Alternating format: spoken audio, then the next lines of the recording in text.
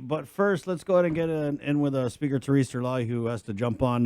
Last minute, Speaker, you had an announcement relative to war claims. Good morning. Yes. Buenas.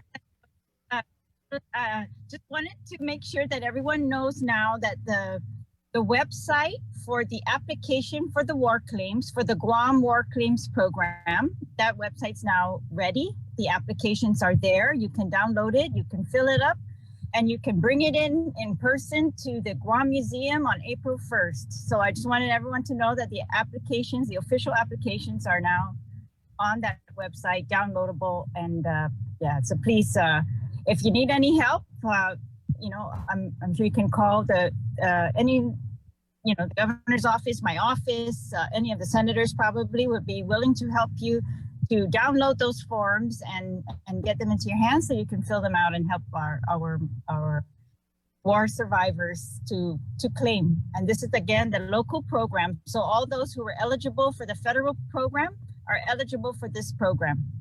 Madam Speaker, do you know the web address so we could put it up in the comments? Sorry, it's doa.guam.gov. Oh, okay, so it's on the DOA website, and then you go on there, and it's right on the homepage. They got Programa Salapi. There's a couple others, so it's up there. Got it. Thank you, Chris. Thanks, everyone. That's it. That's it. Only that. Yes. I want to make sure on Friday, it's Friday today, that everyone knows that. Yes. Okay. And great. Okay. Thank you, Speaker. Oh, that's the okay. 8:42, Friday, March 25th, 2022. All right, let's go back into the Zoom room again. We're going in the other room, though. We have Senator Joanne Brown, Senator Tello Taitagui jumping on. Good morning, Senators.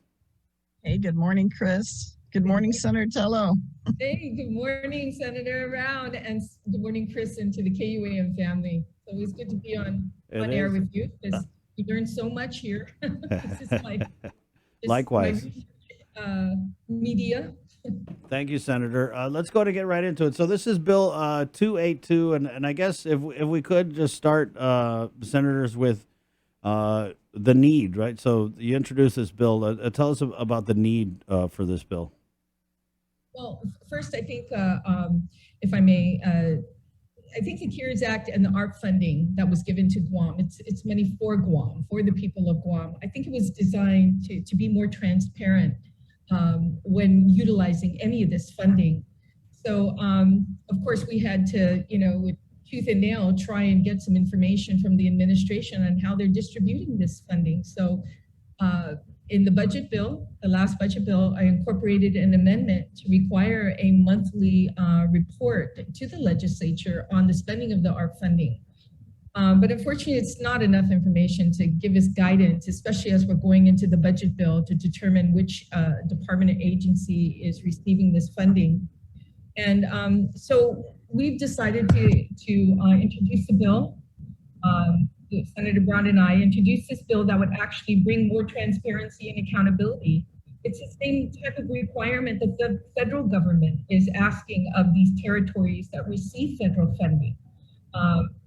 To let them know of the expenditures, what they're spending it on, and providing that information. And I'm pretty sure, I'm hoping, because in the long run, what happens if there's any unjust spending of this funding, the legislature will have to get involved once that happens, because there are going to have to be some reimbursements being made, and it's going to come from our general fund.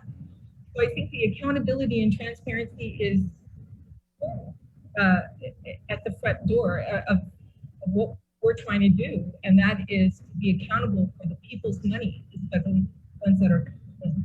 So I think the bill is going to be more descriptive on what exactly we're looking for, itemizing, what's on this on this report.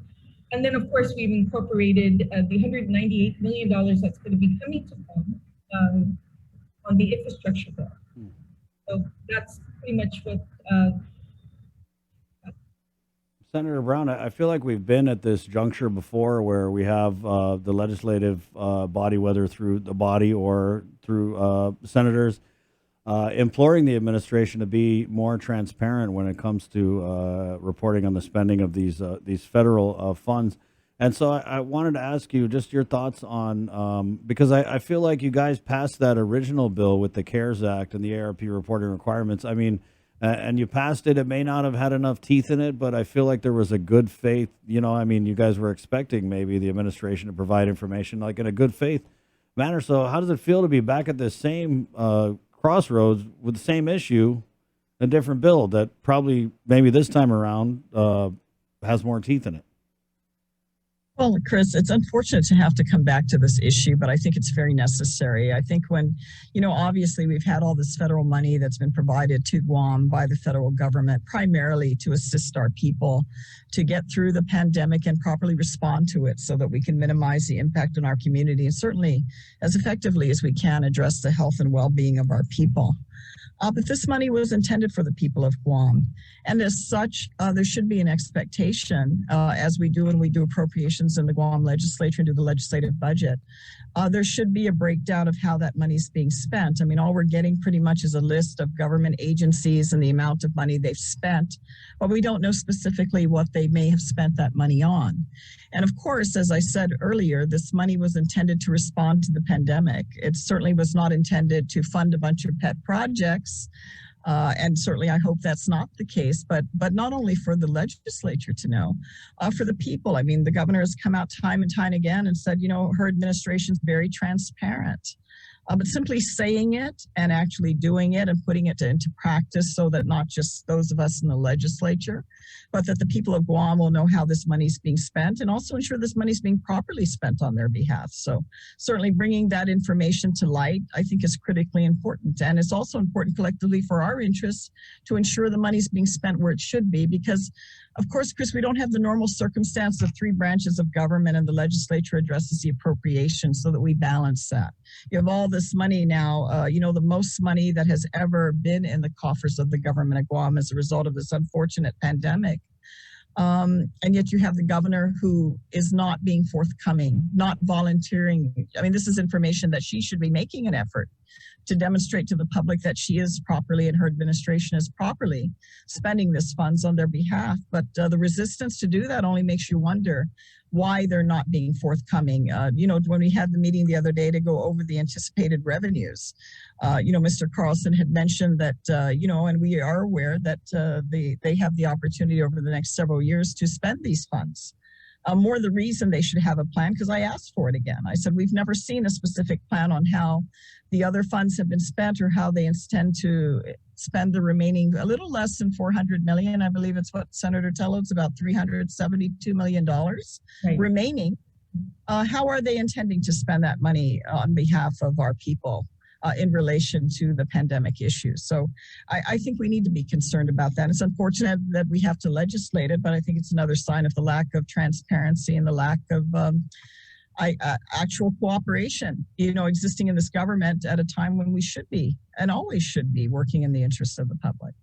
Senator Tello, it's interesting that you can Google how states spend the ARP funds, right? In a lot of these states, they have these like pretty interactive websites where there's tabs, there's all kinds of moving parts. You know what I mean? That being said, do you think these states are providing this information willingly, or do you think that we're seeing in other jurisdictions kind of these same power struggles where, governors are, they have the authority to spend the money as they see fit. But of course, legislatures, I want to say, not just here, but across the states, are there similar things going on that you know of? Well, I do know that the U.S. territories have different rules and guidance compared to the U.S. States. So, like for instance, this April 1st deadline that's required from all U.S. states to provide on the spending plan, I think that Guam has, what's the word? Not so restrictive when it comes to reporting in that sense, but you're talking about billions of dollars being given to these states. But there are requirements required, of course, there will always be these requirements to be transparent and accountable for the funding. But yeah, I think there are different rules and guidelines for the U.S. territories. But, it just shows that these other states, it's important to them. And even some states are giving back some of the money because they can't spend it all, right? or they don't want to use all this money because it's almost like a crutch, and they want their economy to start moving on its own without any drag because of people just wanting to stay home and not work. So I think there's a lot of things that need to be looked at. It's about a 436-page document actually on the guidance. A lot of it has to do actually with U.S. states and territories. But I think there is no guidance needed when it comes to being transparent and accountable to the people of Guam, and what this money is being spent for. $196 billion have already been spent. And once again, all they're giving us is the agency. They didn't tell us who those, what programs did it support. Not all of the information provided that. What programs they supported, what items did they purchase, who received contracts, nothing like that. I think the people of Guam deserve that information. Senator Brown, so we talked about being at this crossroads again, but with a different bill. And how is this one different from, and how are the requirements different from the measure that you guys had previously passed? Well, I think it's really requiring more specifics and more details that we're not seeing. Again, while they're providing these reports now, as Senator Tello mentioned, all they simply list are the department or agencies and the amount of money that's been encumbered and what's remaining. That's really it. There's no specifics of how and what that money is being spent on. Is it being spent on services? Is it being spent on hiring of personnel? We don't know how this money is being used or even how it's being justified. Is it pandemic related or like I said, are they using it to fund pet projects that otherwise they would not be able to get legislative funding? And that's a concern. I mean, it's an awful lot of money, and yes, it's federal money, but probably more the reason we need to be accountable for it because it's not going through the normal review of legislative appropriation, so that there is public hearings and public input with regards to how money, public money is being spent. We're not having that at all. We're having the administration deciding, the governor literally deciding how this money and where it's being spent, and yet not being forthcoming. I mean, we're into year 3 now of this process, and every month we're still getting emergency declarations being declared with the assumption, of course, to try to keep money coming into the island. But we're not seeing how and where that money is being spent. And that's where the concern is being raised. That's something, for the public to also look at is why is there this hesitancy? The fact that we even have to legislate this, why isn't the administration simply providing this information? Like I said, we might not be their favorite people they want to hang out with, but certainly on behalf of the people that they serve as well. They should be providing this information for the interest of the public so that there is no concern being raised if, is this money being misused or misspent, or, is our favorite supporter getting a contract, or are we doing massive hiring with this money? I mean, I'd hope none of those things are the case, but when you don't have information and there's such a void, it creates those type of questions that people are asking. And by all means, if we're here to serve the public, the more light that we shed on these issues in terms of how their money is being spent, more the better, because then they get to decide if we're actually, spending the money in their interest or not. Thank you. Senator Tello, I think we're good on Bill 282, right? You want to move on to session? I know session's starting in about an hour. Yeah, in fact, it's funny how I usually give you a report on what's going to be on the session agenda. I'll give you 1 second, but I think there's it's going to be a pretty mellow one this time around. Looks like it. Yeah, it is. Not too much controversial bills on the agenda. Everything from, we've got the adoption bill that's coming up. Actually, that this bill will require the Department of Public Health to issue a certification for anybody getting a business license at Rev and Tax to be an adoption agency. And staying with the adoption side of the aisle, we're also doing a bill that will bring in social studies and reports for adoptions. And this is to allow in the private sector or bring on retired social workers to come and do these social studies. You've got the, oh gosh. Are these, Senator, I'm sorry, on these adoption bills, because I know there was all those big adoption things that happened last year. Are these kind of like cleaning up and tightening up those measures that were previously passed? Well, the one for the social studies reports, that is just to assist ABASA when they're doing the reports for those individuals where the courts require a home study. So that's it. The other bill that we introduced is a bill that would actually just require, it is. It's to cover the loopholes I see.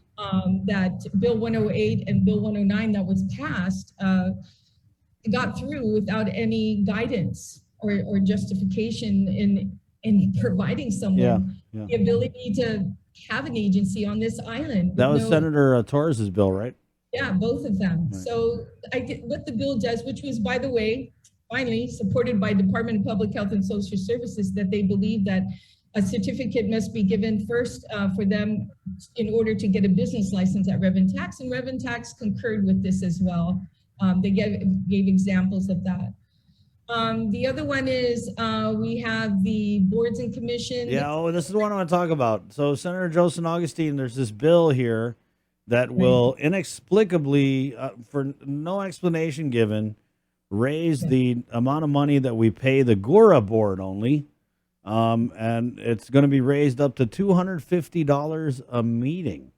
And then I'll let Joanne talk about that. So Senator Brown, I don't know. I don't know. I think maybe we should go get on a board and get paid $250 a night. Gosh, that's a night. Sometimes these meetings why do most are people show up? Why do show up to work every day and put a full 8 hours? I can go for a couple hours and make $250, man. I'm in the wrong line of work here. And not one single agency makes more than $50 a meeting, not to exceed $100 a month. Yeah. So, the only ones that we put the exception, I believe, is a PUC, and obviously when we created the elected CCU, that they do get a higher rate of compensation. But the timing, and I brought this up during the public hearing, is this what we should be doing? Is this such a priority? Do we have a lack of interest in serving on the GORA board? That we should raise this amount to $250? Is this the message we should be sending out when so much of our community, our economy right now is being very challenged? Our tourism industry is, it hasn't recovered anywhere near where we're going to need to support this government. And as the federal funds continue to dry up, and even though, from the report the other day, they're looking at raising the budget revenue for another $72 million for this upcoming fiscal year. And they're just saying, well, we got all those military contracts, the money's coming in. So by all means, we have a very happy legislature that loves to spend money. I'm not one of those members. I know Senator Tello is not, but we have colleagues that love to spend money without any sense of reservation, even when the money's not there. Look at the ARP. Up to $122 million on what otherwise would be a $55 million reimbursement, only to find out, recently last month that money's not available. So I just think we need to be fiscally responsible. I don't think it sends out the right message, and I don't think it's necessary that we're going to have to start compensating board members at that level at GORA. Most of the work that's intended with board members is to have members of the public, and it's to a large degree public service. It's not intended to be a full-time job in terms of their, serving on these boards and commissions. Yeah. So no, I more than likely would not be supportive of this bill. I just think it sends out the wrong message at a time. I don't know why the work of the GORA board is more critical than many of the other department and agencies that have boards that certainly have an even more important mission in this community that, they serve for public service. And that's, I think, what we more want to see than, becoming a profitable thing. And if so, gosh, I'm sure a lot of other people will want to sign up. $150. Wow, so you're opposed to this bill? No way! I didn't see that coming. Didn't see that one. Didn't see it coming. I didn't see it. Well, if you start seeing me embracing these type of bills, Chris, you probably got to wonder. I'm going to come to your office. What's happened here? Because I'm not consistent with my message with regards to fiscal responsibility. Right. So this is a one pager, and and I was wondering, why would he want to raise? By how many times? It's $50 now. So increase it for you're going to start 5 times the amount. Yeah. Total domino effects with this, on other boards. Exactly. Is that the plan though? We're going to give 18% law enforcement raise, nurses, teachers. Now we got to take care of the boards. You're right. If the GORA is going to get $250, then if I'm a board member at another whatever board, I'm gonna be like, hey, what about me? 300? Do I hear 350? Sure, why not? Why not higher? Why not? And we're seeing that trend. Even that issue with regards to these salary increases, they're being made arbitrarily by the administration. without any concurrence by the legislature with regards to the ability to actually fund these pay raises long term. And that's the issue. Every time you add on, can we sustain these increases? But of course, it's an election year, and all of a sudden now we're going to be giving raises and everything else. And I fear very much, Chris, when the crash does happen, it's gonna hurt a lot of people. And is this the message we should be sending out right now with what our people, with still many people out there are going through? Maybe they're not getting the $90,000 jobs with the administration. There are a lot of people out there that are struggling. There are a lot of people that have lost their jobs. And because, for example, the tourism industry is not really open back up, don't have jobs to go back to. And yet they're seeing their government continue to pay raise itself and live a very, very good life at their expense. And I just don't think that's how things should be. I think right now, because of the uncertainty in the bigger global picture of what's going on in the world. I mean, it's one thing, Russia and Ukraine, but when we're looking at North Korea, that's in our neighborhood, we need to be worried. When we're looking at China, that's in our neighborhood, that's literally in our backyard with the issues of Taiwan. And if actually Chinese move to do anything to Taiwan right now because of the distractions of what's happening, with Russia and the Ukraine, I mean, this is a very precarious world situation that we're involved with that can very easily escalate. And then where does that put the people of Guam and everyone else in the world, the innocent people in the world that simply want to go about living their lives? We need to be very concerned, and we can't live in isolation of those realities. We should be careful. We should be cautious. And I think we need to be responsible with what we're doing, at least in our little part of the world, responsible in how we're leading this government. And that's not what's happening these days. Right now, it's all out, whatever it takes to win, even if it's irresponsible, even if it's imposing financial burdens on our people that will be greater down the road. Some people just don't care. They're going to do what they're going to do. And I just don't think we should be standing by the sidelines and saying, oh, it's okay. Let's buy into this. Let's buy into this idea and jump on the train. I think it's very irresponsible. And like I said, it sends out the wrong message to our people. I love what you said about, we were talking about that this morning with the regional impact of what's going on with Russia and Ukraine. And you're right. I mean, in just a second, things could totally turn for us and we could be in a way different situation, right? And through no fault of our own, really. And look at the Build Back Better, a bill that was supposed to come out, the anticipation for that. I think that started another spending frenzy going on, anticipating that. But we all know that the federal resources appear to unlikely to be, considered anymore. The Build Back Better is no longer on the table. Right. I think Congress is realizing, this is a stop now, no money's not coming in. And most especially, we're not getting any funding from this buildup, this military additional buildup with this missile THAAD project that's going on. I know that was a very interesting comment, certainly by the public auditor in his review. At least I'm sure he'll come out with his formal report. But to relate us the other day also that there's inconsistencies with regards to what taxes are being paid by these companies that are coming in performing the work on base. That's very concerning, because if we're not receiving the revenues that we're supposed to be, then how exactly are these benefits coming to the island versus revenue that we should be receiving? So that's another area. Again, I know it's been a long-standing question, but something that definitely also needs to be looked into as well. I mean, it's huge, Senator Brown, because we were sold this buildup under the for economic reasons. A lot of people said, oh, it's going to boost our economy, and if we're not getting the taxes from we're not talking about like $2 in taxes. I mean, these are huge, multi-million dollar very projects. Much so. Right. Very much so. And we have an additional $1 billion that just came in recently. Right. But back to session, what else is coming on? Just to throw it in before we get cut off. A really good bill that's coming out, introduced by Senator Sabina Flores, as well as myself, Joanne Brown, and other senators, Therese Chalahi. And this is relative to strengthening the requirement for small businesses. So on the procurement side, small purchases, right? Cleaning this up too is very important, because we're finding out that certain small purchases are being, it's really a larger one, but they don't want to go through the whole procurement process. And then they're breaking it up into pieces, and calling it small purchases, which won't require the scrutiny. So I think this bill is going to be very important moving forward. It receives support.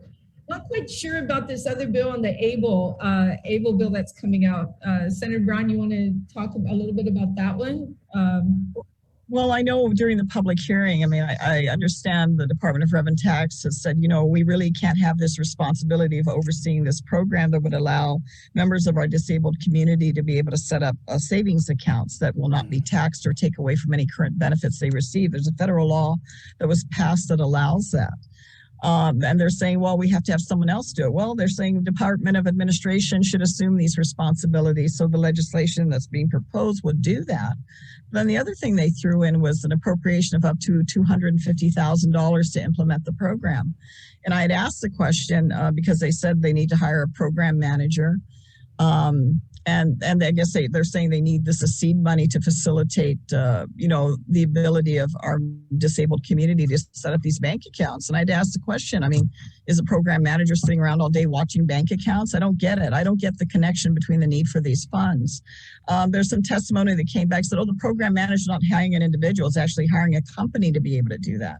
And again, I'm questioning that because I don't see what intricacy is involved in setting up a bank account. And while there's special provisions in the federal law that allow that these are not taxed or take away from the benefits, which I certainly totally support, why do we need to put all this money in when the original legislation, I believe, that was sponsored by Senator Dennis Rodriguez in his last term in the legislature didn't require funding? And certainly by further research, Senator Joe San Augustine got up on the floor of the legislature and said, this doesn't require any funding. It simply just requires some, who do we designate in the government of Guam to facilitate this process? And now all of a sudden we need $250,000 where we have no specific information on exactly how many individuals in our community would benefit from it and what specifically is the money being used for. I mean, there's private companies that perform this service. Why can't we simply bid this project out to a private company that performs this service? They receive their revenue from these accounts being created and let them do that. I mean, individuals that are disabled, if they themselves are not able to, on their own behalf, make decisions, they have someone designated or appointed that can assist them with that. So I don't know to what degree, and I'm very concerned, Chris, of the continuing growing of government at a time when I'm like, I don't know, what world are we living in?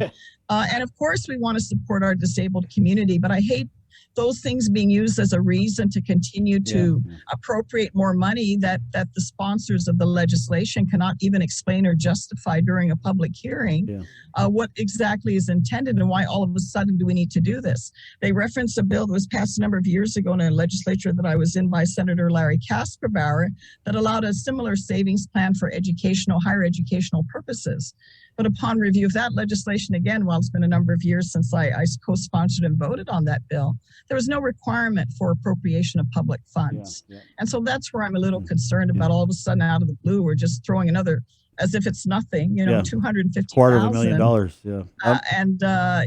And we don't even know who or what, and there's no specifics that are being provided. So that's certainly a question that I will raise at the time we entertain this bill on the floor. Wow, I had Senator Moylan on earlier. I wish I had known more about this bill because he made it sound like it was just the solution to every problem. But Senator Brown, before we let you go, I wanted to just quickly, and I don't know how quickly you could respond to this, but there's been another port payout as a fired port police officer. Gets $208,000 back pay, other benefits. I'm sure you saw this coming, but your reaction, if you don't mind. Well, it's unfortunate. And, I have to leave that up to the people to start looking at the issues because, you expect that when you have a uniformed supervisor, officer, police officer, in this case, a port police officer, you're expecting them to come to work every day and do their job and be responsible for their performance and be on the job. The official record will show that this particular individual at the complaint, came to my attention as a public complaint by a private citizen inquiring what business did the Port Authority of Guam Police have in a neighborhood on Guam that was out of port jurisdiction in official uniform with an official police vehicle at private residence at 1 o'clock in the morning with the home of an alleged girlfriend. This issue came up. We ended up finding out through an investigation of Port Police that the call was received by an armed security guard who did not officially log this complaint into the record. Instead called the supervisor and informed him that a complaint had been made. Then all of a sudden the supervisor returns back to the port with a bag of canned goods claiming that he was out getting food for the guys and gals at Port Police.